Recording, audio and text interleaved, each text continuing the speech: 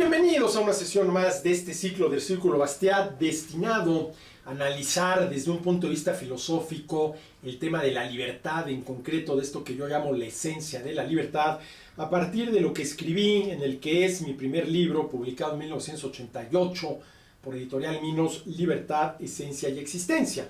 Estamos en el tema de la división de la libertad.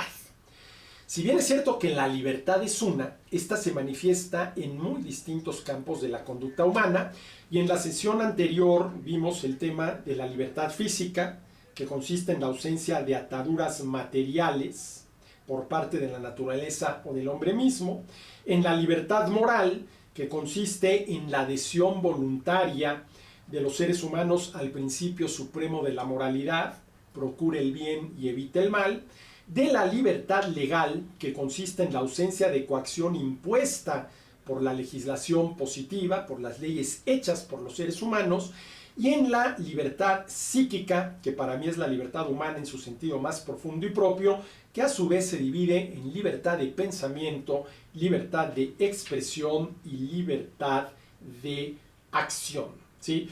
Ahora vamos a ver otra posible división de la libertad, que sería la siguiente: libertad de estar, libertad de hacer, libertad de pensar, libertad de tener y libertad de ser.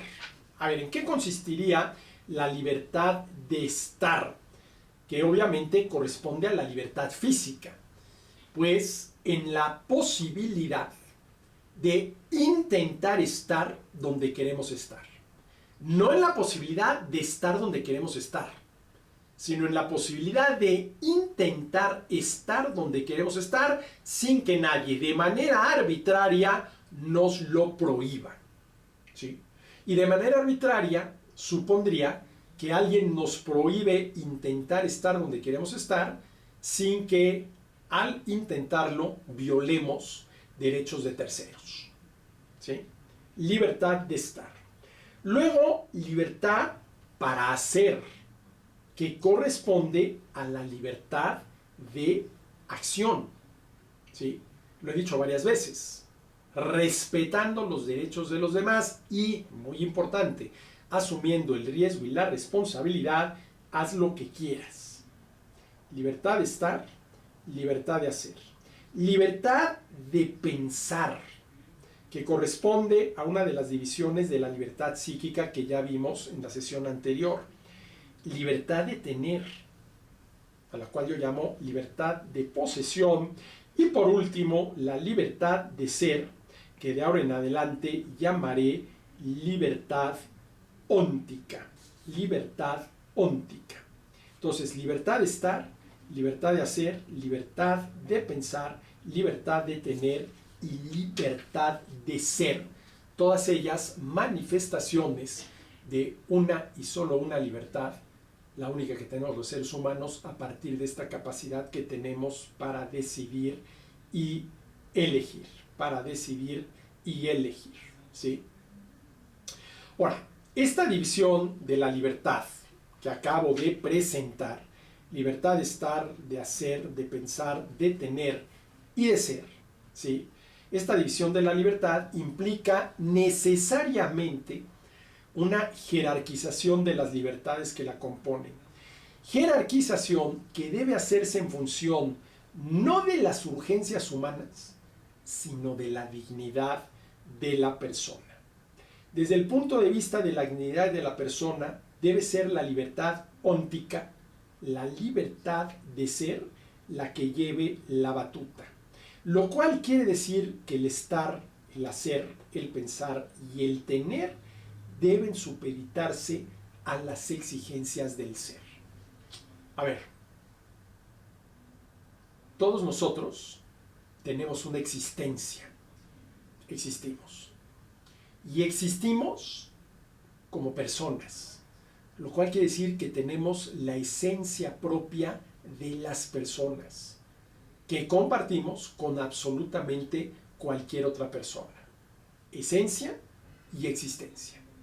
Pero, si bien la esencia humana es una sola, la naturaleza humana es una sola, la manera de actualizar esa naturaleza, ¿sí?, en la existencia es tan variada como seres humanos hay en el mundo, ¿sí? Pudiera darse el caso, y seguramente así es, que no haya dos existencias exactamente iguales. Y estamos hablando de miles de millones de personas en el mundo. Pero lo que queda claro es que la libertad para estar, para ser, para pensar y para tener debe supeditarse a las exigencias del ser. Pero ese ser es un ser que nosotros tenemos que definir. Es decir, todos nosotros somos, ¿sí?, pero cada uno puede ser de manera distinta. Y ese ser de manera distinta depende de nuestras decisiones, de nuestras elecciones, de nuestra conducta, de nuestras acciones, ¿sí? Y si bien es cierto que somos, el tipo de ser que somos lo decidimos nosotros. Lo vamos construyendo a lo largo de nuestra vida. A mí me gusta decir que en el momento presente somos lo que hemos sido. Es decir, cada uno de nosotros en este momento es el resultado de lo que ha sido, de las decisiones, elecciones que ha tomado, de las acciones que ha llevado a cabo.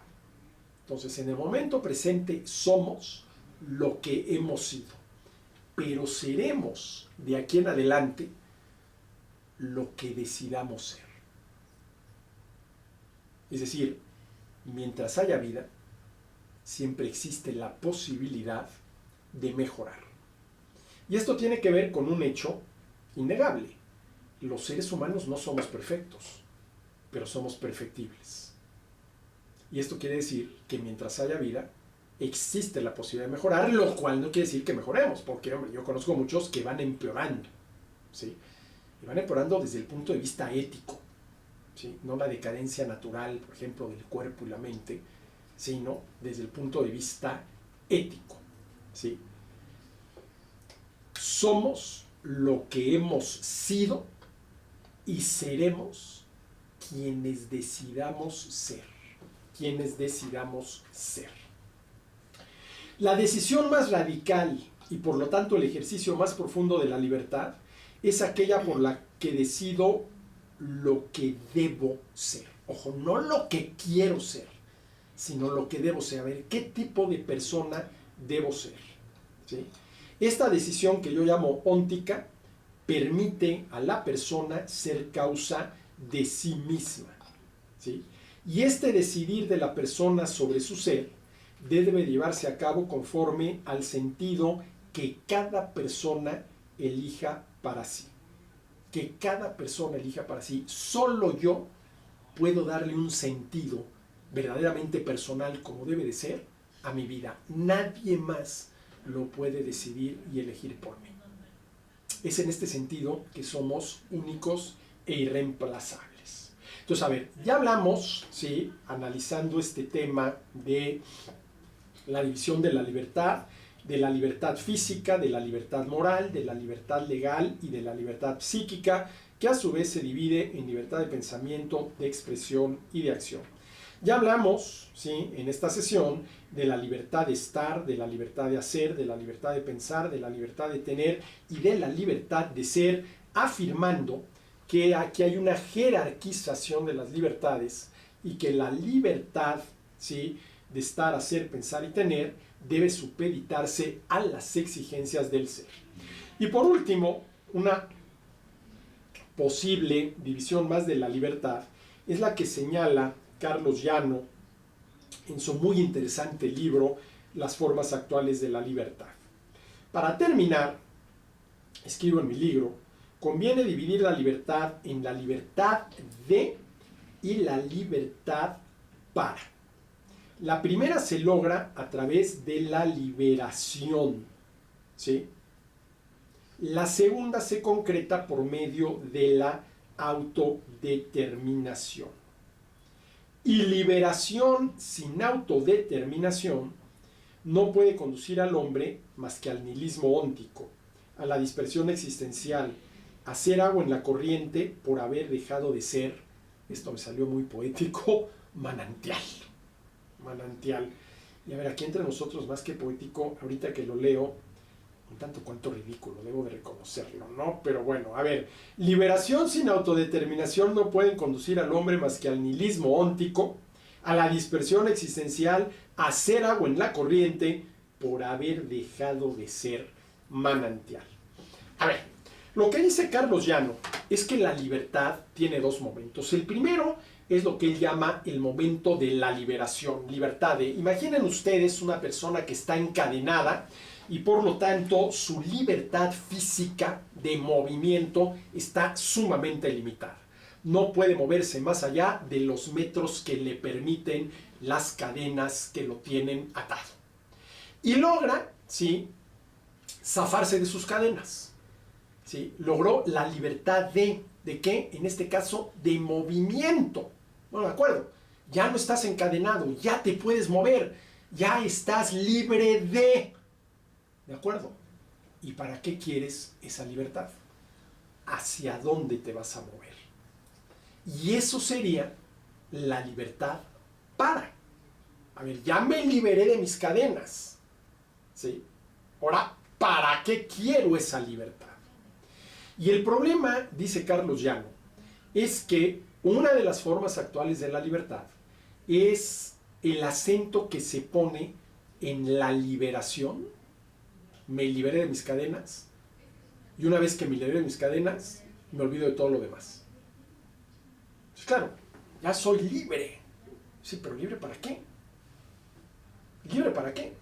Porque al final de cuentas, la libertad entendida como esta capacidad que tenemos los seres humanos para decidir y elegir, pues es eso, para decidir y elegir. Ya te liberaste de tus cadenas, ya te puedes mover. ¿Sí? ¿Hacia dónde te vas a mover? ¿Sí? ¿Hacia dónde te vas a mover? Y la libertad que Carlos llama liberación, sin la libertad para, que al final de cuentas supone el compromiso, es totalmente insuficiente. Porque aquel que tiene libertad pero no ejerce su libertad para, literalmente es agua que fluye en la corriente. O inclusive una hoja de árbol, ¿sí?, arrastrada por el agua que fluye en la corriente. Y habría que ver si esa hoja arrastrada por el agua que fluye en la corriente, que algunos podrían considerar como una imagen muy romántica de la libertad, mira, ahí va la hojita fluyendo por el agua, pues estrictamente hablando no es libertad, sino todo lo contrario. Oye, es que esa hojita está siendo arrastrada por la corriente, está siendo llevada por la corriente. Si se liberó de sus cadenas, supongamos el caso, se liberó de la rama del árbol de la cual pendía, ¿sí?, ya no está sujeta al árbol, pero ahora, ¿sí?, es la corriente de agua la que se le está llevando a donde la corriente va. ¿En qué momento, y entiendas en qué sentido lo digo, esa hojita dejará de ser arrastrada por la corriente y empezará a nadar, ¿sí?, en la dirección que ella misma elija, ¿no? Pero esta es otra división importante de la libertad. La libertad y la libertad para. La libertad y la libertad para. Liberación, libertad sin autodeterminación, libertad para, no pueden conducir al hombre más que al nihilismo óntico, a la dispersión existencial, a hacer agua en la corriente por haber dejado de ser manantial. ¿Sí? Para terminar este punto, no pretendo, tal como sí lo pretendió Pico de la Mirandola, afirmar que Dios creó al hombre con la libertad suficiente para que éste determinase su propia naturaleza. Lo que estoy afirmando es que la naturaleza del hombre implica diferentes alternativas para la existencia humana. Si bien la esencia humana es una racional y volitiva, la existencia humana es variada y el hombre debe de decidir respecto al ser de su existencia y al ser en su existencia. Y con esto termino. La esencia nos ha sido dada. La existencia la decidimos. La vida la heredamos. El vivir es obra de nuestra libertad. Con la vida nos encontramos, con el vivir nos comprometemos. Hasta la próxima.